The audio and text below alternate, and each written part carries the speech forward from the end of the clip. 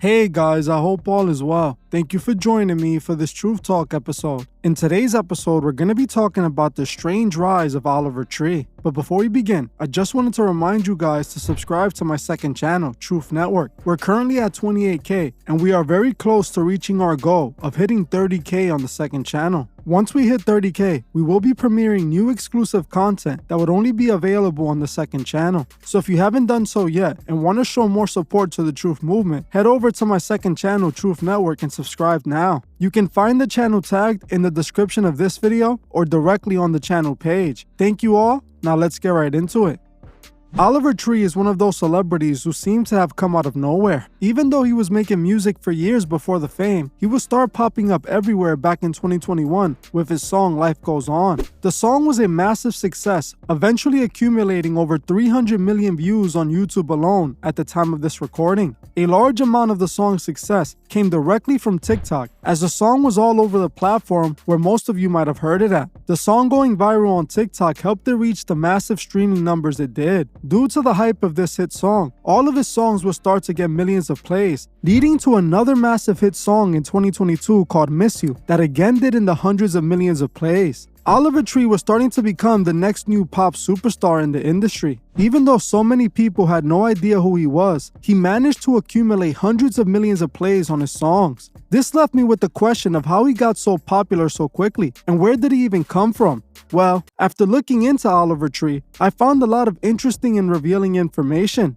By looking at his rise in the industry, it appears that Oliver Tree seems to be yet again another industry plant chosen to be a star. For those of you who don't know, an industry plant is an artist that is chosen by the record labels before they even have an organic buzz. The record label would find these undeveloped artists, secretly signing them to a record deal and then developing them into superstars. The label would keep this all behind the scenes in hopes of trying to make the artist's rise in the industry seem organic for the fans. Industry plants are usually slaves to the record label, being forced to play out a character they created. These artists have to bend to the will of the label executives, doing whatever they are told. When looking into Oliver Tree, this is exactly what I found and more, proving that not only is Oliver Tree an industry plant, but also a Masonic puppet. Oliver Tree started making music all the way back in 2010, going by the name Tree. Just 1 year after starting his music career, he would end up getting his first record deal with a label called RNS Records. He would go on to release his debut EP called Demons in 2012, receiving moderate success.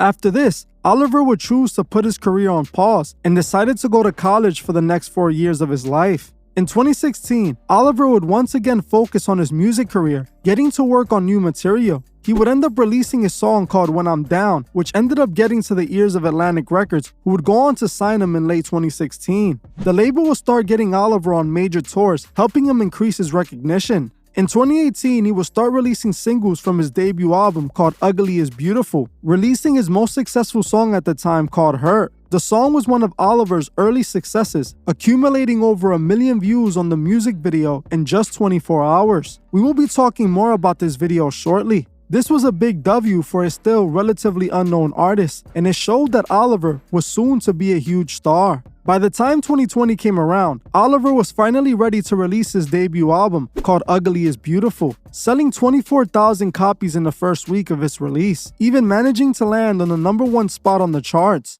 Sometime later, he released a deluxe version of the album, which contained the mega hit song Life Goes On. This song pretty much made him an international star. As you can see by this come-up story, Oliver got picked up by the record labels very early on, and then they assisted him throughout his entire music journey. The persona of Oliver Tree we see today is the product of the record labels. The labels he has been signed to since before he had anything really going for him. His rise in the industry wasn't at all organic. His entire career was orchestrated. The record labels are known to fake streams with bots and run very expensive marketing campaigns. They can get the songs to get playlisted and also pay the influencers to make TikTok dances to it. The record labels can easily create the success of any song. The fans just have to take it to the next level. If Oliver hadn't signed his soul away, he wouldn't have reached the heights he's reached today. His first project after signing his first deal was called Demons, letting the world know exactly what he represented. Oliver's rise in the industry was the first red flag to me, but what confirmed he was a Masonic puppet to me was the imagery he puts in his music videos and the lyrics of his songs.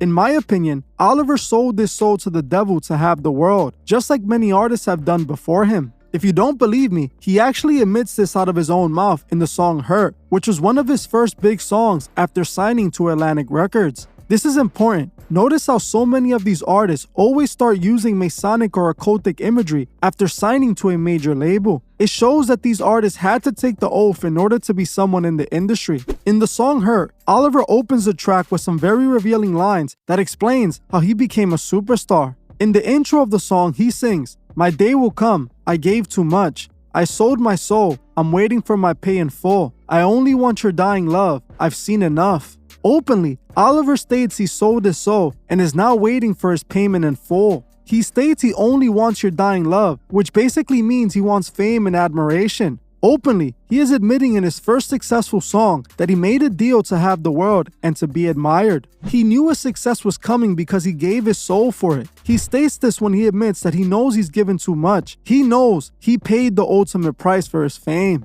In the music video for the song Hurt, we see Oliver mocking the crucifixion of Christ, as there is a scene where he can be seen crucified on a giant scooter. It is not a coincidence that in the same song he is heard talking about selling his soul, he can be seen crucified, clearly mocking Christ. We see so many of these artists mock Christ because it's part of the Masonic agenda. The Masons have always been behind guiding man away from God, guiding them towards the teachings of the devil, which they call enlightenment. So many people blindly argue that the Masons aren't against God, but this couldn't be further from the truth. Former President Thomas Jefferson was one of the people pushing for the separation of church from state, the process of removing God from the world. Thomas Jefferson was rumored to be one of the known Freemason presidents, but it hasn't been proven since there's no records. We know on this channel that all presidents are Masonic puppets. The Masons have been trying to remove God from the world long ago because they believe they are their own God through the teachings of Lucifer. This is why these artists are always mocking Christ, because they're trying to guide people away from him.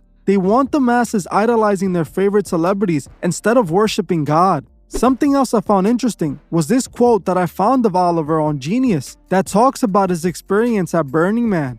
In the interview, he was quoted stating, "That night I died, and I had been rebirthed again, naked back into the world for a second time." Even though I couldn't find this exact interview, I did find another interview where he talks about this situation in full. In the interview he did with Impulsive Podcast, Oliver tells a story on how he took way too much of a substance and began to trip out while at Burning Man. He tells the story of his essential spiritual enlightenment and what he called his death and rebirth. If you saw my video on Hollywood putting real rituals in Strange Angel, then you should know occultists take substances in order to hallucinate, as it allows them to communicate with demonic spirits. Interestingly, Oliver states that after his death, he now only worships the god of music and the god of film. And we know exactly what god Oliver's talking about.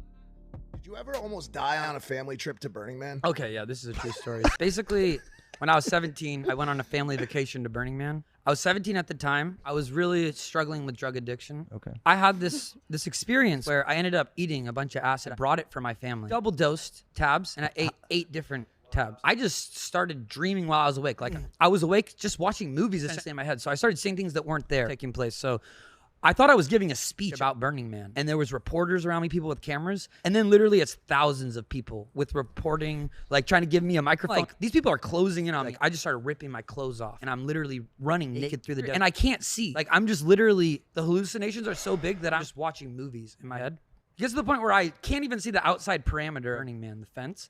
I run, I hit, I flip over it. I have blood covering my entire body. Like, I cut my whole body up. I'm on the ground. And I thought I had died, bro. I seen my own body, front page of the newspaper, boy over at Burning Man. And then I'm at my own funeral, and all my family's there. They're literally crying. They're like, but this is when I had already kind of like, I was doing music my whole life. Okay. So I just started running, and I'm watching movies in my head. I watched my whole life play out from my childhood to an old, weathered out old man myself, aged to an old skeleton man where, you know, the light that had been around me, the people who believed me, all had just left, and it was me by myself. So basically, I was out there. I thought, you know, I was going to find my family out there. I thought I was going to find God out there. Like, I was just literally trapped in hell. I thought I was like thought it was the end. And so the beauty of this was like, I had a second chance to live. I thought I died. And then I was like, holy, like I'm still alive. Like to have that when you wake up the next day, that was my turning point where I was like, I'd always done music. In a lot of ways, music became my religion from that, you know, like I bow down to the music gods and the film gods. Like I make both, those are my focus in life, and I bow down to them. That's my religion. That's my religion. As you heard for yourself, he tells the story and explains how he saw his whole life flash in front of his eyes after taking these substances. He admits that he now serves the god of film and music, which we know is Lucifer. When these artists talk about death and rebirth, they're referring to their initiation. See, when a man becomes a Mason, he goes through a death and rebirth ritual.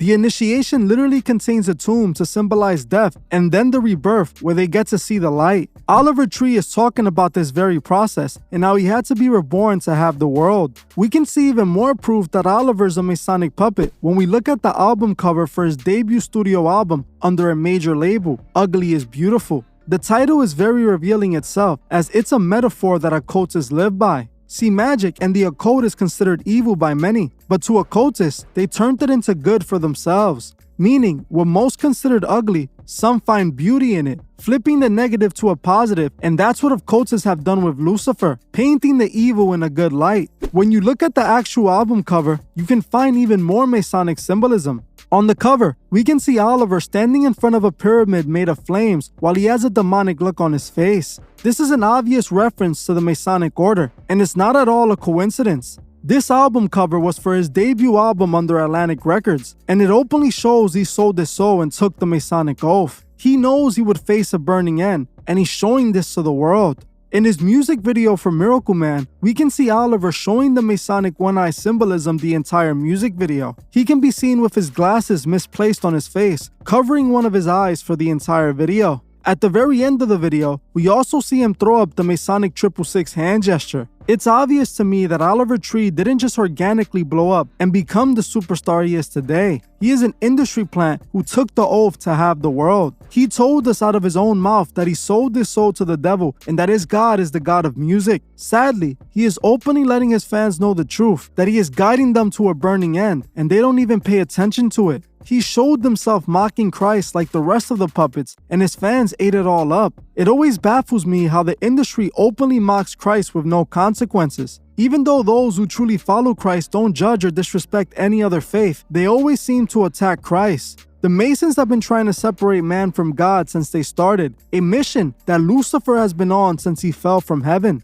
If any of you listen to Oliver, make sure you don't let him influence you and guide you to a burning end. Like I always say, we must remember that every day we wake up, our souls are at stake. And we also must remember to help those who can't see the truth find the truth. Well, that's it for this video. Thank you all for watching, and I'll see you guys in the next one. I just want to give a special shout out to the Truth Movement members. I truly appreciate every single one of you. If you'd like to further support the channel, join the Truth Movement, or you can join me on Patreon where I drop exclusive videos monthly. The link would be in the description. Another way you can further support the channel is by checking out the Truth Fish store and seeing if you find anything you like. Every purchase you make goes directly to helping the channel and furthering Truth Records. Also, please leave a comment on your thoughts below and on any future topics you would like to see me cover on my channel. If you're new to the channel, make sure you subscribe and hit the bell so you can be notified when I drop new videos. If you like this video, please leave a like as it helps other people find these videos. You can also find me on TikTok and Instagram and follow me there for more truth. Thank you all for watching, and I'll see you guys in the next one.